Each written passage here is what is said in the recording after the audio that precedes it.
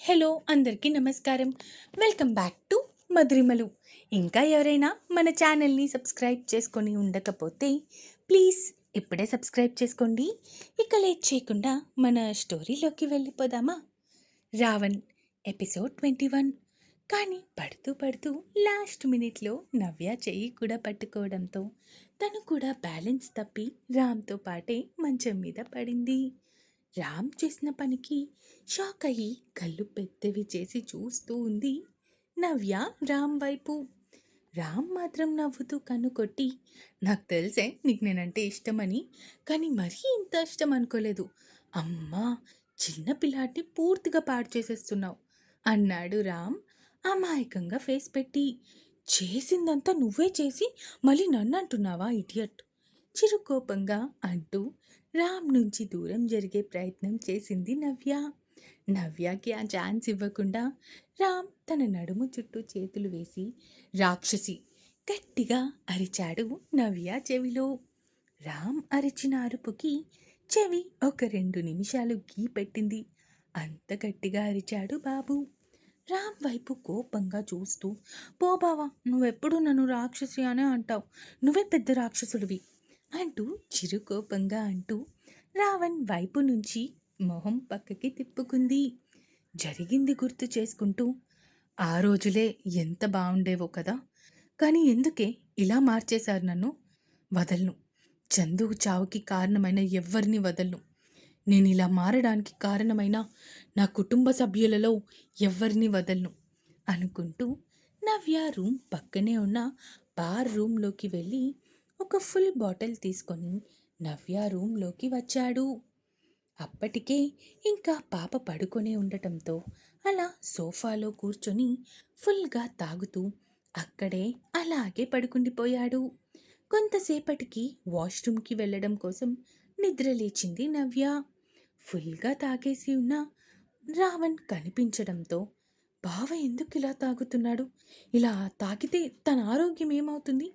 కొంచెం కూడా శ్రద్ధ లేదు ఈ మనిషికి తన ఆరోగ్యం మీద అనుకుంటూ తిట్టుకుంటూ వాష్రూమ్కి వెళ్ళి తిరిగి వచ్చి రావణ్ దగ్గరికి వెళ్ళింది. రావణ్ణి జాగ్రత్తగా నిలబెట్టి రావణ్ చేతిని తన భుజం చుట్టూ వేసుకొని మెల్లగా తనని నడిపిస్తూ మంచం మీద పడుకోబెట్టింది. తర్వాత కాళ్ళని పైకెత్తి జాగ్రత్తగా పడుకోబెట్టి దుప్పటి కప్పి రావణ్ పక్కన పడుకుంది. మెల్లగా రావణ్కి దగ్గరగా జరిగి తన గుండెల మీద తల పెట్టుకొని పడుకుంది నవ్య. నెక్స్ట్ డే మార్నింగ్ నిద్ర లేచి చూసేసరికి తన గుండెల మీద ఏదో బరువుగా అనిపించి కళ్ళు కిందకి దించి చూశాడు.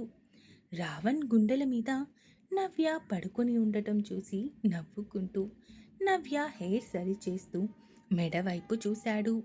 నిన్న కనిపించినంత వాపు కానీ కమిలిపోవడం కానీ లేవు, కానీ లైట్గా వాటి మార్క్స్ కనిపిస్తూ ఉండటంతో కొంచెం బాధగా అనిపించింది రావణ్కి.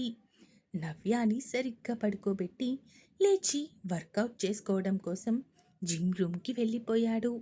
ఇక్కడ బామ్మ మనవరాలు పెళ్ళి ఆగిపోయినందుకు చాలా హ్యాపీగా ఫీల్ అయ్యారు.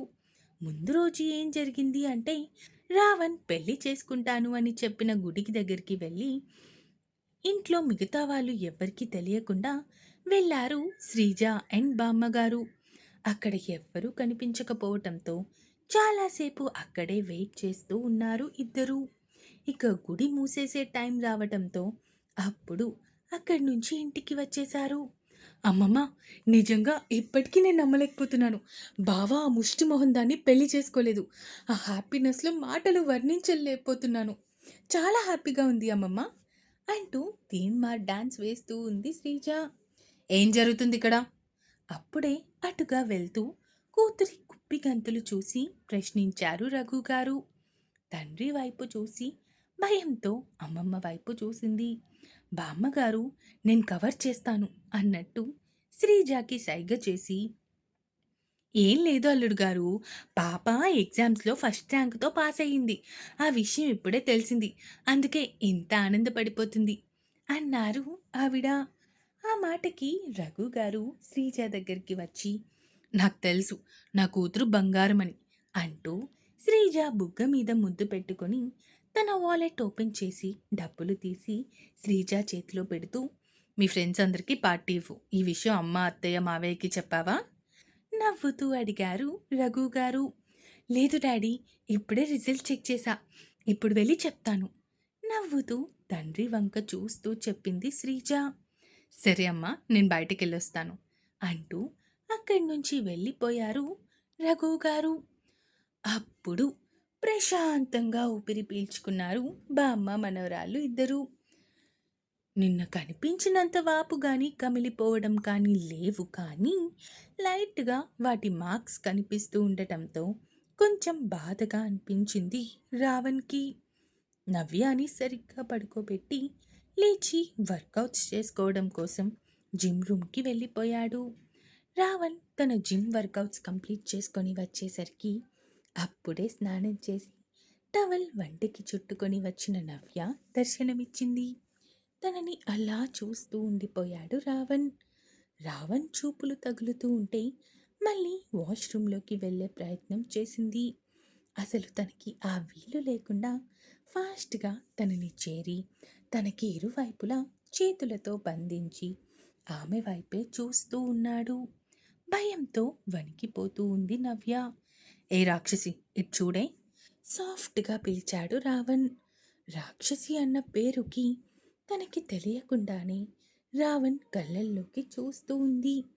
అతని కళ్ళల్లో ఏదో భావం తెలుస్తూ ఉంటే తనని తాను మైమరిచిపోయి రావణ్ వంక చూస్తుంది. ఇంత బాగున్నావేంటే, ఇన్నాళ్ళు నీకు ఎలా దూరంగా ఉన్నానో కూడా అర్థం కావటం లేదు. కానీ ఈరోజు నిన్నిలా చూసిన తర్వాత కూడా నేనేం కానట్టు నార్మల్గా ఉన్నాను అంటే మాత్రం అసలు నేను మగాడినే కాదు అంటూ రెండు చేతులని ఇరువైపుల నుంచి తీసి ఆమె నడుము చుట్టూ పోనిచ్చాడు. అతని స్పర్శ తాకుతూ ఉంటే వణికిపోతూ అతని వైపే చూస్తూ ఉంది నవ్య. నడుము చుట్టూ చేతులు బిగించి తనకి అతుక్కుపోయేలా దగ్గరికి లాక్కున్నాడు. ఇంచు గ్యాప్ కూడా లేదు ఇద్దరి మధ్య. బావా, కష్టంగా ఒక్కో అక్షరం కూడబలుకుకుంటూ మాట్లాడింది. ఆమె అవస్థలు చూసి నవ్వుకుంటూ చెప్పు అన్నాడు మంద్రంగా. అతని మాటలకి ఆ వాయిస్లో తేడాకి గుండె దడ పెరిగింది నవ్యాలో. ఆమె నుంచి ఎలాంటి సమాధానం లేకపోవడంతో ఆమె వైపే చూస్తూ మెల్లగా ఆమె పెదాలను అందుకున్నాడు అతను. ఇది తను అస్సలు ఊహించని పరిణామం. మొదట ఆశ్చర్యంతో ఉండిపోయిన కొన్ని క్షణాలకి ఆ ఆశ్చర్యం నుంచి తేరుకొని అతని వీపు బాదుతూ ఉంది. కానీ అతని జిమ్ బాడీ ముందు ఆ దెబ్బలు చీమ కుట్టినట్టు కూడా అనిపించట్లేదు తనకి. ఇక ప్రతిఘటించడం తన వల్ల కాక మెల్లగా తను కూడా ఆ ముద్దుకి దాసోహమైపోయింది. ముద్దు పెడుతూనే ఆమె టవల్ని లాగేశాడు అతను. ఒక్కసారిగా భయంతో లాగిపెట్టి ఒక్కటి కొట్టింది రావణ్ణి. బాబులో రొమాంటిక్ యాంగిల్ పోయి దాని ప్లేస్లో రావణాసురుడి యాంగిల్ బయటకొచ్చింది. ఏంటే అంటూ ఆమె మోము చూస్తూ అసలేమనుకుంటున్నావు అడిగాడు రావణ్ తన కోపం తగ్గించుకుంటూ. అసలు నువ్వేమనుకుంటున్నావు? నేను మరీ అంత క్యారెక్టర్ లేని దాన్ని అనుకుంటున్నావా? పెళ్ళి కాకుండా ఈ పనులేంటి? అప్పటికి ముద్దు పెట్టుకున్నా నేనేమనలేదు. కానీ నువ్వు చేసిన పని వద్దు. నాకు నా రామ్ కావాలి. నువ్వు వద్దు. నాకు నా రామ్ కావాలి. నా రామ్ బావనే నేను పెళ్లి చేసుకుంటాను అంది నవ్య ఏడుస్తూ. ఆ రామ్ 2 ఏళ్ల క్రితమే చచ్చిపోయాడు. నీకు తెలీదా? చిరునవ్వుతో ప్రశ్నించాడు. లేదు, నా కళ్ళ ముందే ఉన్నాడు. చచ్చిపోలేదు, బతికే ఉన్నాడు. ముక్కు ఎగబీలుస్తూ చెప్పింది. అంత నమ్మకమా? సాఫ్ట్ వాయిస్తో అడిగాడు రావణ్. చాలా. ఇప్పుడు రావణ్గా ఉన్నా మళ్ళీ నా రామ్గా మారి నా దగ్గరికి వస్తాడు అన్న నమ్మకం ఉంది. అప్పటి వరకు నేను ఇలాగే ఉంటాను అంతే తప్ప ఈ రావణాసురుడిని మాత్రం చచ్చిన పెళ్లి చేసుకోను. సైకో సాలగాడు తిడుతూ ఉంది నవ్య. నవ్య తనని తిడుతూ ఉంటే ఎందుకో బాగా నవ్వొచ్చింది రావణ్కి. కింద పడ్డ టవల్ని కాలితోనే తీసి ఆమె చేతిలో పెడుతూ, ప్రామిస్గా చెప్తున్నా, నీ ఫేస్ తప్ప ఇంచ్ కూడా కిందకి చూడలేదు. అన్నీ పెళ్ళైన తర్వాతే చూస్తా అని చెవిలో చిన్నగా చెప్తూ ఉన్నాడు రావణ్. రావణ్ పెదాలు చెవిని తాకుతూ ఉంటే ఏదో ఒళ్ళంతా తిమ్మిరి పట్టినట్టు అనిపిస్తుంది నవ్యకి. అలానే అందించిన టవల్ని చుట్టుకొని ఫాస్ట్గా అక్కడి నుంచి తిరిగి వాష్రూంలోకి వెళ్ళిపోయింది. రావణ్ నవ్వుకుంటూ మంచం మీద కూర్చున్నాడు. మారిపోతానే, నీకోసం, నీ ప్రేమ కోసం నీ రామ్గా మారిపోతాను. ఇప్పటి వరకు నువ్వు ఎలాగైతే మారడం లేదు, అందుకే నేనే నీకోసం మారిపోతాను. ఇక నుంచి అందరికీ నేను రావణ్, నీకు మాత్రం నీ రామ్నే అనుకుంటూ ఉన్నాడు రావణ్. బాబోయ్ నవ్య, అసలేం చేస్తున్నావే? నిజంగా నీకు నిజంగానే పిచ్చి పట్టింది. లేదంటే పోయి పోయి ఆ రావణాసురుడి మీద అరిచావు. బయటికి వెళ్ళాక నీకు నిజంగానే చావు కన్ఫర్మ్ అనుకుంటూ ఆలోచిస్తూ చిన్నగా డోర్ తెరిచి చూసింది. అక్కడ ఎక్కడా కూడా రావణ్ కనిపించకపోవటంతో ధైర్యం చేసి ఫాస్ట్గా వచ్చి డ్రెస్ తీసుకొని డ్రెస్ మార్చుకుంది. బాల్కనీలో ఉన్నాడు అని అర్థమైంది నవ్యకి. ఏం చేయాలో అర్థం కాక భయపడుతూనే అక్కడే కూర్చుంది. తను డ్రెస్ చేంజ్ చేసుకుంది అని అర్థమైంది రావణ్కి. అందుకే లోపలికి వస్తూ, ఫాస్ట్గా వస్తే టిఫిన్ తిందాం, కింద రిషి అలాగే సిరి నీకోసమే వెయిట్ చేస్తున్నారు పద అంటూ తనని తీసుకొని నడిచాడు. నవ్య ఆశ్చర్యపోయింది. ఇదేంటి, ఈ మనిషి నన్ను ఒక్క మాట కూడా అనడం లేదు. ఇది కల కాదు కదా? లేదంటే నేను చేసిన పనికి కోపం వచ్చి ఫుడ్లో ఏమైనా పాయిజన్ ఏమైనా కలిపేశాడేమో. వామ్మో, రామ్ బావ అయితే ఇలా చేయడు, కానీ ఈ రావణ్ణి అస్సలు నమ్మడానికి లేదు. ఏం చేసి చచ్చాడో ఏంటో అనుకుంటూ భయంగా రావణ్ వెనుక అడుగులు వేసింది. ఇంకా ఉంది.